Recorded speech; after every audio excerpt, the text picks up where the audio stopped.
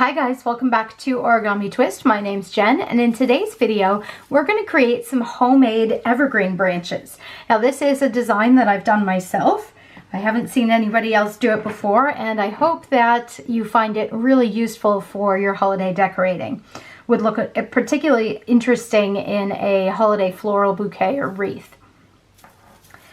Okay, so the materials you're going to need for this are some green or white paper, depending on what color branch you want. Or if you're going all out, you could get pink or purple or any number of different colors. But if you're going traditional, green paper.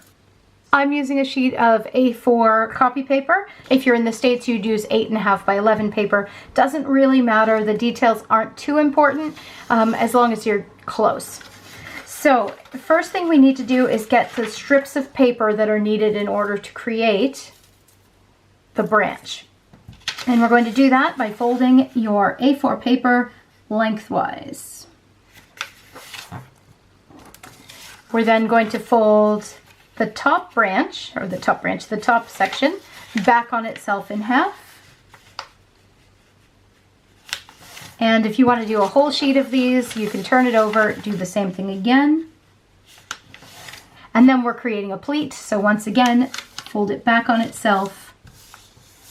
Create a strip of paper, and again back on itself to create a strip of paper, folding it in half, and then the center section back to itself.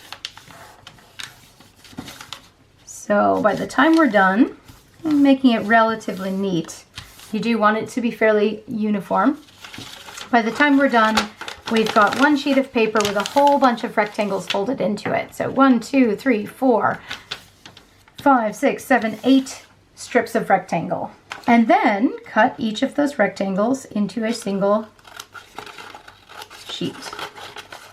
Now if you want the needles on your branch to be different sizes, you can experiment with the width of the strip, but these are pretty similar widths with this example and this strip. Okay, now that you've got your strip made, we're going to fold it in half. And it's a similar kind of thing. We're going to fold it in half again. And the purpose for folding it, you don't actually have to do this, but the purpose for folding it is to save time. And you'll see what I mean in a moment. And then in half one more time. And the idea is that we are going to cut little tiny notches into the paper, like so. So we have a fringe. The width that you choose to make the fringe will change the dimensions of your branch. So the thinner it is, the more wispy your branches will look, and the thicker they are, the more stiff they'll look. So it's totally up to you. Experiment a little bit with it. And you're going to want to cut each of those pieces up to about just shy of 1 centimeter, or a little more, somewhere around 1/4 inch, maybe a little bit more. So the fringe goes up to about 1/4 inch from the edge. And you don't want to go too far into that because we are going to need that base as the stem, if you will, of the branch. And then we're going to fold it over. If you've got a quilling tool, this will make your job infinitely easier, but I'm assuming most of you don't have quilling tools, so I'm just going to do this the old-fashioned way and roll it up. Keeping this nice and flat on the bottom and relatively firmly rolled, but not too firm because you are going to have to pull this apart in a moment. And if it's too firm, it won't want to pull apart. So somewhere in the middle. Firm, but not too firm.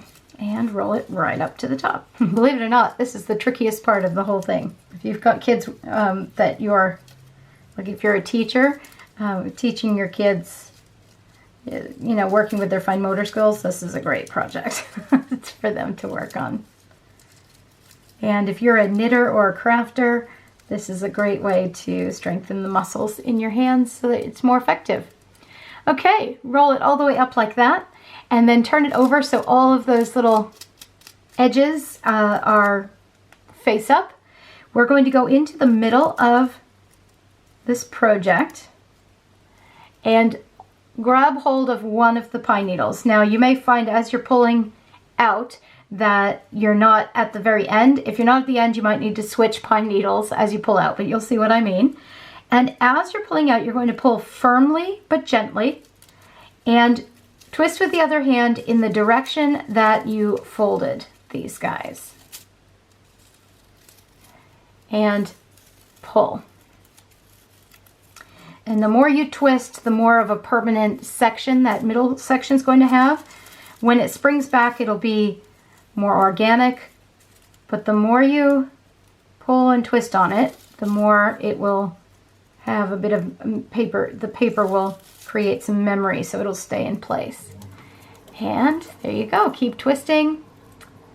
Be firm with it. And then when you let go, it'll bounce back.